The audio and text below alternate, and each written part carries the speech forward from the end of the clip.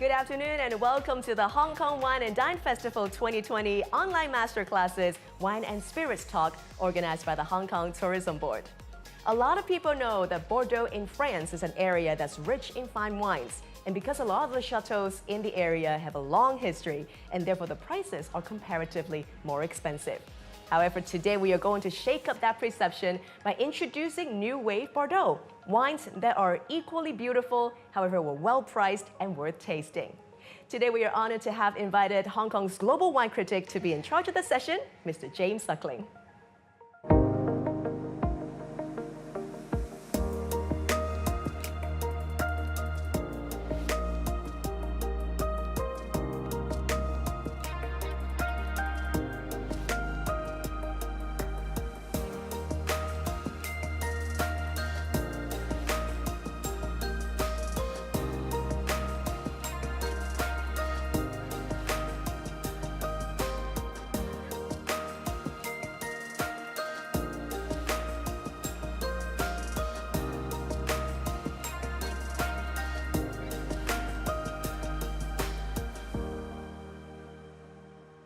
And now joining us here in the studio, we have Hong Kong's global wine critic, James Suckling. Hi. Thank you. And also joining us from his Wine Central head sommelier, Mr. Sean Cher. Hi, how are you? Hi, Sean. Thank you so much for joining us today. And a quick hello and a big warm welcome to all of our media friends from around the world. Could you give a big wave and say hi to everybody? Hi. All right. Lovely, lovely, lovely to have you all joining us today. Now, if you have any questions during the master classes, you are more than welcome to raise your hand or join in the Q&A later on at the end of the session. You can also type in your questions at any time in the chat box, and James will try to answer all of your questions later on. Today, the theme is the masterclass of New Wave Bordeaux. So without further ado, please give a big hand to James as he will introduce us to the wines of his collection. Thank you. Thank you very much. It's great to be here and great to see you all, particularly friends in Europe. I miss Europe, so good to see you. So today we're going to taste three wines. First will be a white wine, Le Blanc Sec de Suduiraut Bordeaux Blanc 2019. Then a rosé from a chateau better known for age-worthy reds, Chateau Giscourt Bordeaux Le Rosé de Giscourt 2019. And finally, a fresh and fruity red from a less-known appellation, Chateau Castillon, Côtes de Bordeaux, Les Argeleuses 2019, which, by the way, is Hong Kong owned. Wow, can't wait to get to all of that. Now, for those who still want to buy our tasting kit, please visit our official website, masterclasses.discoverhongkong.com. Go there now before they are all gone. So I know that a lot of our media friends would love to have a lot of questions about the wines that you chose for us. Now, the first question for you, our media friends joining us today, is when you think of Bordeaux wine, do you think expensive, high-class wine straight away? Is that your first impression? If you agree with that, could you please wave your hands? Okay, Miyako saying yes. The entire Taiwan media is saying yes. Mrs. Ring is like yes. Mr. Ritter is like, okay. He has inside information. I know. He knows what's going to happen during the session today. Now, before we get into the three chosen wines today, James, I know a lot of people are also curious to know, how did you become a wine critic? Well, actually, I started as a daily journalist a long time ago. And in 1981, I started working with the Wine Spectator as a wine editor, and then spent the rest of my life doing that. So it's been about 39 years now. And just was always after the good story. And basically, research means tasting a lot of wines, talking to producers, kicking the dirt, visiting places, and getting the story. And I moved to Hong Kong about 8 years ago, and it's been a great experience being a critic here as well,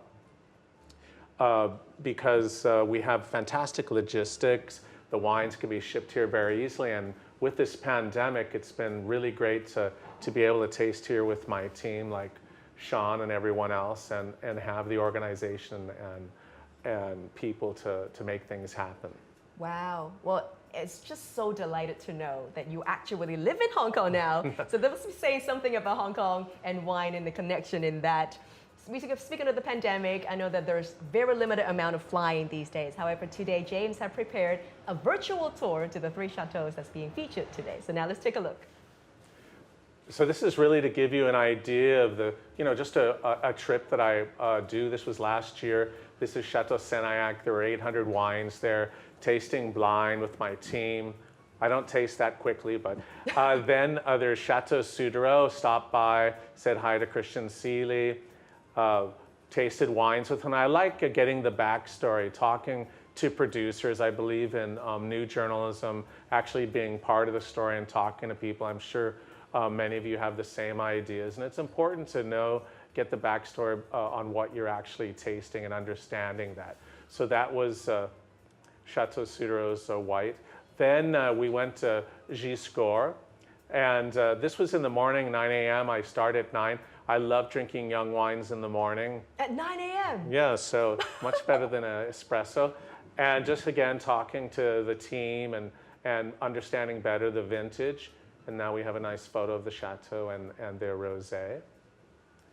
And finally, hanging out at Vignoble Quai, tasting all their wines and understanding the terroirs, and occasionally seeing Peter Kwok, who's the mastermind behind the whole thing, a local Hong Konger. But his son, Howard, who gave up a very profitable job as an investment banker and works with his team making wine. He's a great addition to the Bordeaux scene, and I love hanging out with those guys. Hey, bye, guys.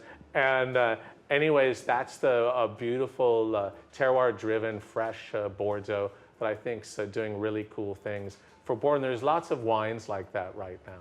Wow, thank you so much for that virtual tour. We understand a little bit more about the wine, particularly the last one that we get to taste today that is deeply connected to Hong Kong. But let me talk about why I decided to do New Bordeaux. The Hong Kong Tourism Board actually said that I could do whatever I wanted, but I wanted to focus on New Bordeaux because Bordeaux is so important here in Hong Kong. We're the #1 export market for Bordeaux. Bigger than the US, bigger than the UK, bigger than mainland China. Wow. But sometimes I think that people here in Hong Kong think about Bordeaux in a very traditional way. They focus on some of the key names that we all know. They think that Bordeaux is very expensive, but that's just a small percentage of what's out there. And I've really tried over the years to taste a lot of wines from all over. I must admit, it hasn't been easy. Sometimes it's hard to convince people. But there's some amazing values out there like these wines and some interesting new things going on, like a dry wine from a sweet wine area, a rosé from a well-known chateau, and also this Hong Kong owned chateau making fun and inexpensive wines, even in amphora. So that was the idea, but also thinking about the market. We have such a dynamic young market. People are in their 20s and 30s, really interested in wine and interested in trying new wines from traditional places or just about anywhere in the world. And we have wines like that here in Hong Kong. And then we have the food scene. I mean, every night you could go to a different restaurant and try different food from different countries, different parts of China.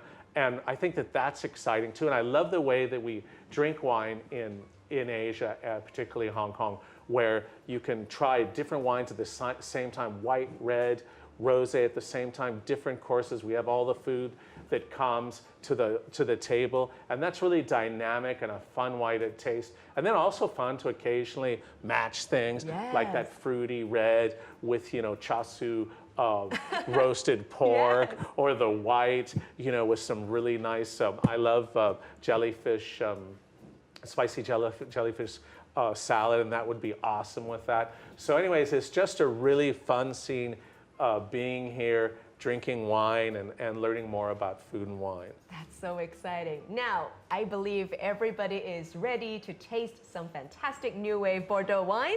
So ladies and gentlemen, joining us today, please go ahead and have your first wine ready. Thank you so much, John. Oh, sorry. Does everyone have theirs? Yes, Mr. Rita's ready. Taiwan has some really hefty pours. So guys, well done. Yes, beautiful bottles. Go ahead and pour yourself a glass. So I'm sure everyone knows, but you go through the same process, whether it's white, red or rosé, you look at the color. Don't go like this. If you do that, then it shows you don't know anything about wine. I've seen so many people do this, like a show off. Yeah, I think it's, I don't know where that came from, but anyway, so take a look. If you have something white, it's better. And I love the beautiful lemon colored to it. Swirl it around. You don't have to, you can cheat like this. Ah, Sometimes, sometimes I do that after drinking a few. So That's swirl excellent. it. Everybody, let's have a smell. And you're really getting nice citrus character. You can almost get a stoniness. Like I remember the soils of Suduiraut, and there's some big stones in there, sort of gravelly. And then some, maybe even some mango, some tropical fruits. In the old days, it was quite oxidized, these dry white wines, let's say 20 or 30 years ago. But this is really what's going on here, where it's emphasizing freshness and really clean fruit. So let's taste it. All right, everybody, cheers. Cheers. Right away, you get this zingy, zesty acidity. And it just really wakes you up. It makes you want to drink it. And drinkability is really key for me in top wines. And this one really has it. And well, I'm so happy that I haven't had some wine. This is really tasting good. Enjoy your second sip if it's not already by the half way, your with glass wine, gone. I like to say there's no rules. So drink as much as you want, taste it the way you like it. Don't get too hung up on that. But I think that this is a good example, a very subtle, fresh, pretty wine with some subtle intensity and flavors to it. All right. So let's take a look. It's always good to have an idea of where the wines are coming from. Let's take a look at the Chateau Suduiraut. We used to have some really beautiful photos. Sure. Here's a late autumnal view of the Chateau, which was founded in the mid-1500s. Then we moved to the vineyards. You can see here some fog coming in that would set botrytis. This wine would have been made from grapes picked earlier, probably in early September, to make them fresh. Then you have a classic concrete vat where the wines are made. They also use stainless steel for this wine. And finally, barrels. A wine like this has hardly any barrels, about 20%. They want to emphasize the fruit and not the wood, but it's still good to see that. I want to find out what the media friends think about our first wine. Maybe we can cut to, say, our media friends in Taiwan. What do you think of our first choice for today? If you could unmute yourself, we'll be able to hear you. Do you like your first wine? Very good and amazing. Impressive? Impressive. Good, glad you like it. Excellent. Yeah, thank you. How about Miyako? Are you enjoying the first wine? Very fruity. Excellent. Let's come to Anne as well. Anne, what do you think about the first one? Well, it's hard to say because it's my partner who makes it, so I can't really. Yeah, her partner is the guy that was in the film. He's the president of. Right. Yeah. So No conflict of interest, of course.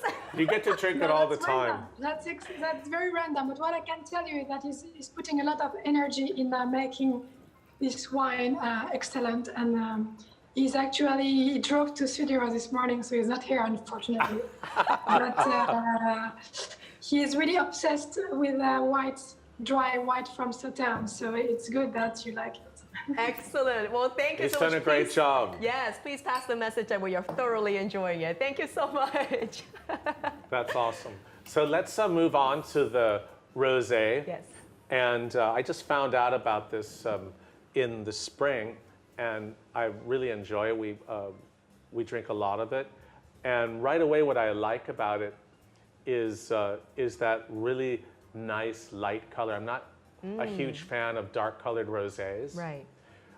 And also, I like the aromas where you get this, you Yes. get some stony character at the same time, some cherry and light currant, but it's all about subtle nuances, which I think that you get particularly in rosés from Provence. I think Provence makes the best rosés in the world, and I love them, and this ranks up there with them, and it's exciting that it's coming out of Bordeaux. A lot of people used to make rosé as an afterthought in Bordeaux.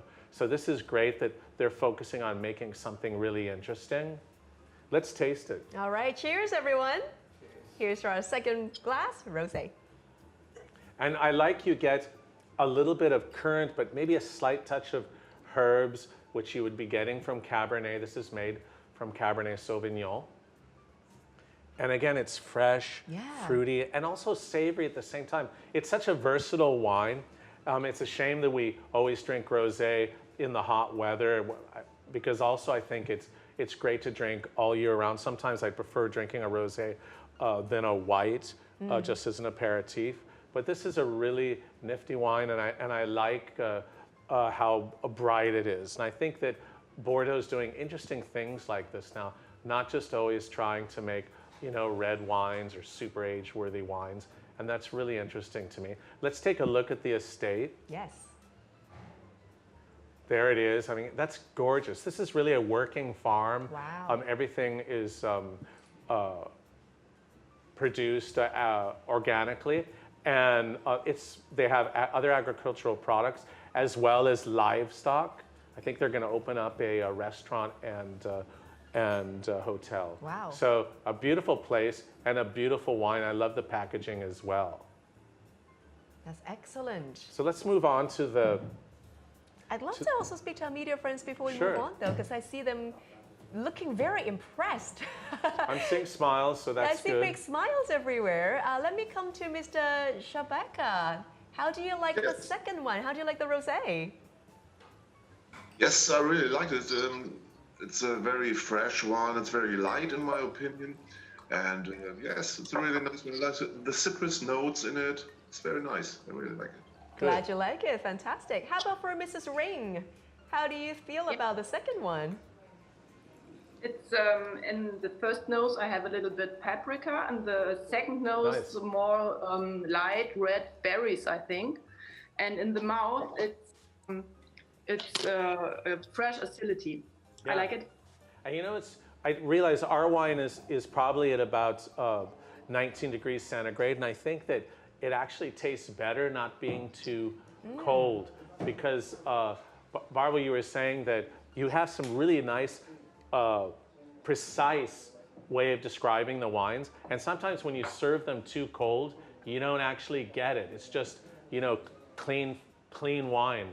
But because it's a little bit warmer, you can really get some nuance to character, and that's exciting. It's not just, you know, a fresh thing to knock back. So nice one.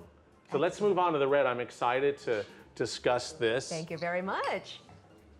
And this is really good value too. You know, I think in France it sells for around 15 euros, but there's so many excellent wines from Bordeaux.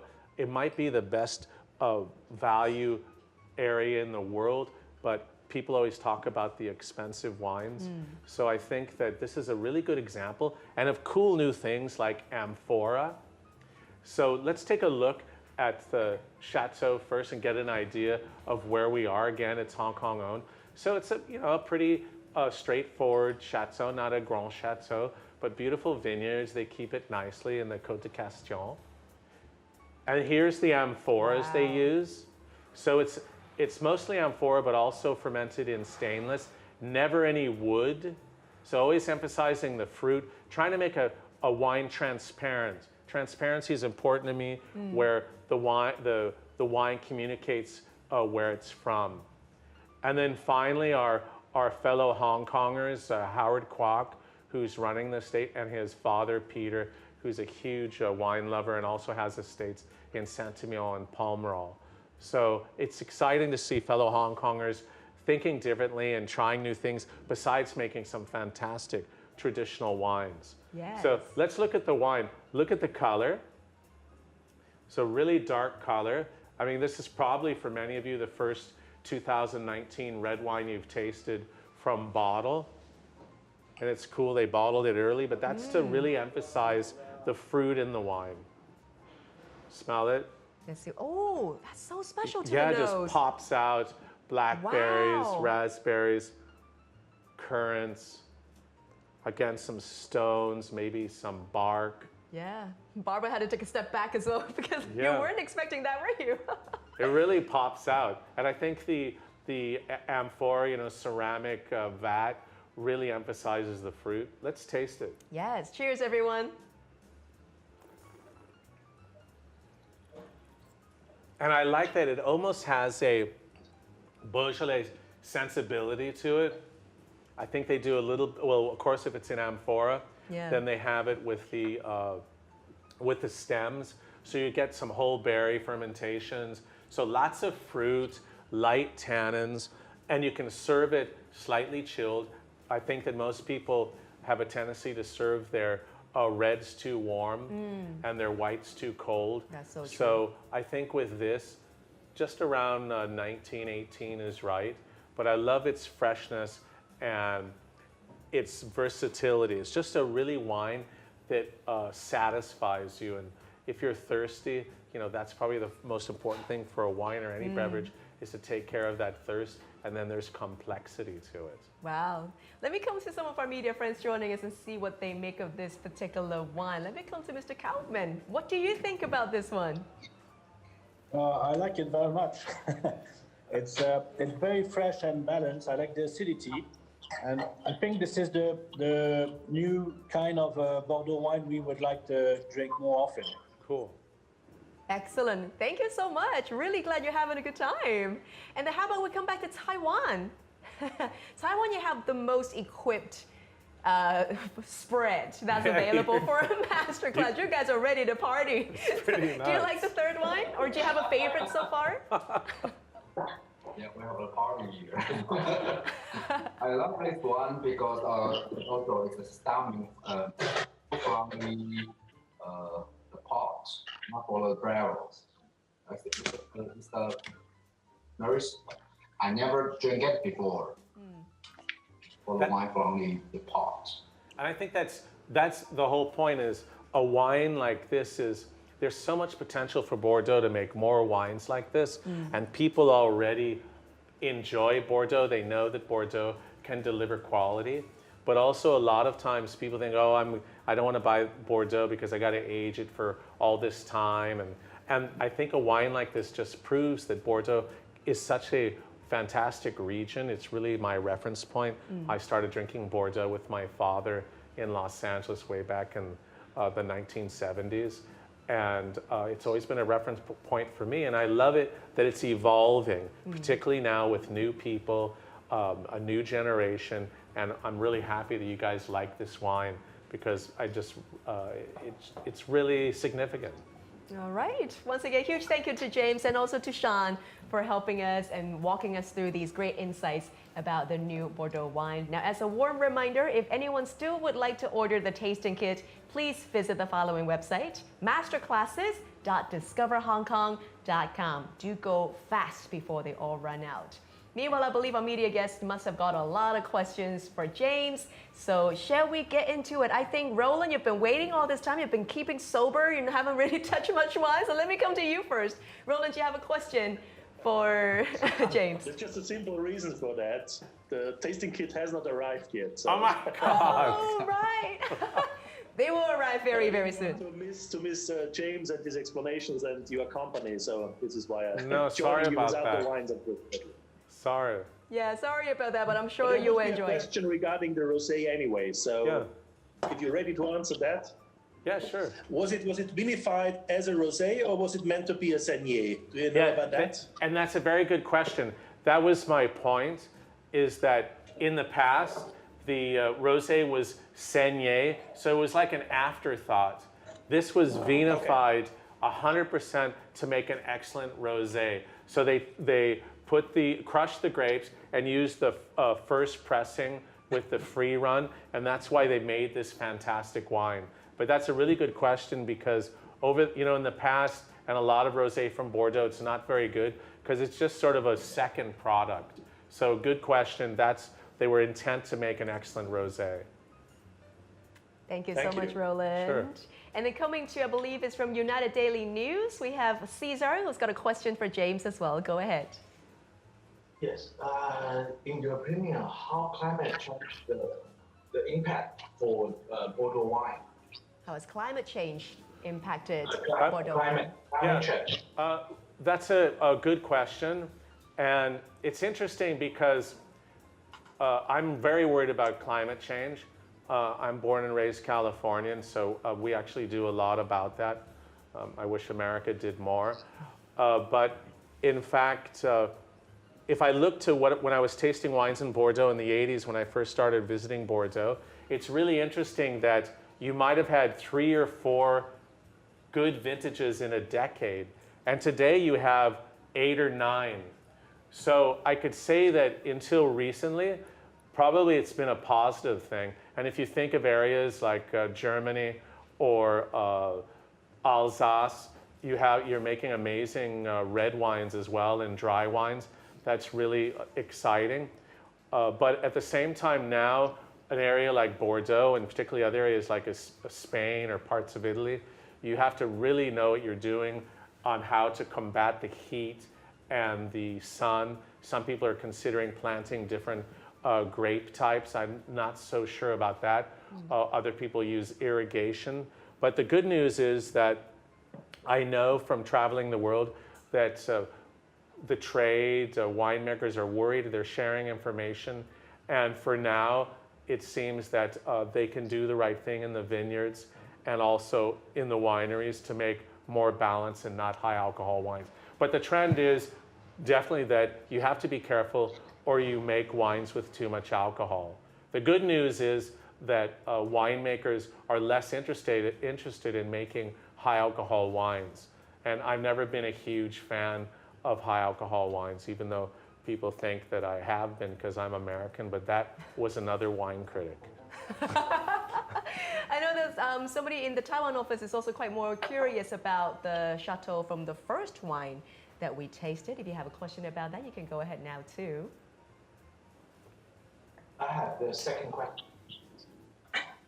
Yes. Okay, I have the second question. For my understanding, you are not a big fan about the New World. But how about, yes, of course, we all know you are the expert about Bordeaux. And how about your opinion about the Napa Valley? Okay, so I can tell you that I really am intrigued with Napa Valley. In fact, I own a house in St. Helena. It almost burnt down a few weeks ago, but luckily it didn't. So I'm committed to the wines of the West Coast, and I like Napa Valley wines. And I can see a change in winemaking. People are moving to more balanced wines, less alcoholic, overly wooded. And there's a whole new young generation of winemakers that are making much more balanced wine. So I'm really excited about it.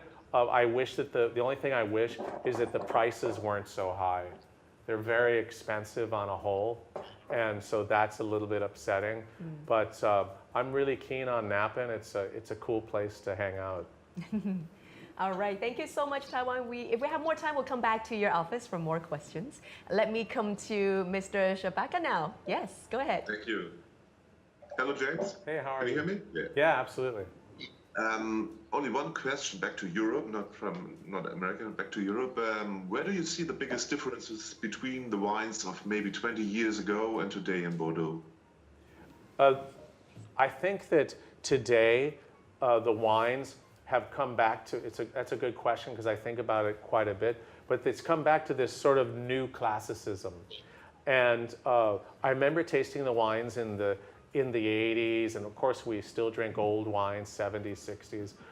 And I love the way how they're balanced, they're fresh. And I think that Bordeaux's come back to that. They've moved away from making these overly wooded, heavy wines that were particularly popular in the late 90s up to about 2010. So I'm happy about that. And also more precise, terroir driven. And I think that in Bordeaux today, they're still the top winemakers of the world. They're so precise in their viticulture and so dedicated. Of course, we're talking about the top estates, but also I see a new generation of winemakers in Petit Chateau and lesser known regions, just like Lorraine. And I'm really excited about it. And I'm doing my best, I hope you guys can too, to communicate about this to people, because sometimes they just don't want to believe it. They just said, no, like I'm into Adelaide Hills now. Like I'm over Bordeaux. And also I think that there's a problem that a lot of people, you know, younger people, their parents drank Bordeaux or drink Bordeaux, so they want to find something new. But there's lots of interesting things happening. That's why I still go back there every year, and I'm keen to taste the wines. Thank you very much. Yes, thanks for your question. Thanks, I believe Roland also have a question as well. Let me come to you now. Go ahead, Roland. If you have a question, you can raise it now. Yep, sorry, I just asked for the rosé. That's everything. Okay, fantastic. We promise to get you some soon, man. Yeah, I can't wait for you to taste them. I'm so bummed. I'll send you a bottle myself. Oh, that's the bonus. That's generous. That's the bonus. Thank you so much. How about we come to Mr. Richard now? Hello, Mr. Richard. Hello. Hey. Yeah, I was very impressed by the wines because the red wine has a wonderful fruit, and especially also the rosé wine was quite surprising, because normally you drink more of the rosé wines in the south of France and not in the Bordeaux region. Sure. And it was surprising to see what a great wine can be come from the Bordeaux region if it's done on the right way. And not as a very cheap, yeah. I agree. No, well, thank you. And I think that what's cool is the team there, maybe they, you know, they wanted to have an amazing wine to drink in Arcachon or something, but I'm happy they made it because it's so good. It's, you know, it's real wine. Rosé has to be real wine. It can't just be some lightly colored fresh beverage. And I think that France, you know, until recently, primarily Provence, but now you have some cool things like this in Bordeaux. Excellent. Thank you once again to our media friends joining us. Besides our online guests, we also have some friends joining us through chat box. So now let's take a look and see what questions they are asking. I believe this is from fans of James asking, how long do you cellar Bordeaux wine? Well, you can sell it. It depends how, you know, when do you want to drink it? Right. The older I get, probably the younger wines I drink, and just because, of course, I don't want my son to end up, you know, getting my cellar. But in fact, you can age wines for so long. Great Bordeaux, that's what you're paying the premium for, is the ageability of the wine. And these great Chateau, you know, I've had wines from the mid-1800s over the years, and I've drunk some 1960s recently and 50s. They're beautiful wines. So I think that a general rule you could use is less expensive wines if they're, you know, let's say 15 euros a bottle or $20, that those wines are made for drinking young. And when you start paying a premium, then those wines are for aging, and you want to have a proper cellar and you want to age the wines. But also don't forget you can buy wines later as well with age in the secondary market. So that's also an option. Excellent. Thank you once again, James. And also thank you to Sean for joining us today, for all of your great tips and insight with all of our friends sharing today. Now, to celebrate such an incredible moment, let's make a toast. How about that? What's more appropriate than that? So toasting is definitely the best way to show our appreciation to James and Sean and all of our participants from around the world as well. So go ahead and take your favorite beverage, raise a glass. I would love to also use a selfie to capture this moment if you all don't mind. So if you could raise your glasses. All right, let's get the video wall over here. Let's say cheers. Guys. Cheers. Cheers. Cheers. Thank you so much. Great to see you guys. Thanks for joining us. It was really fun. This has been fantastic. Once again, thank you to all of our media guests for joining us. And don't forget, starting from the 11th of November, there will be 34 sessions of foodie and wine tasting online masterclasses, and they will all go live for 3 consecutive Saturdays and Sundays. So please do come on and join us. We'll see you and enjoy the Hong Kong Food and Wine Festival. Have a great one. Cheers, guys. Cheers.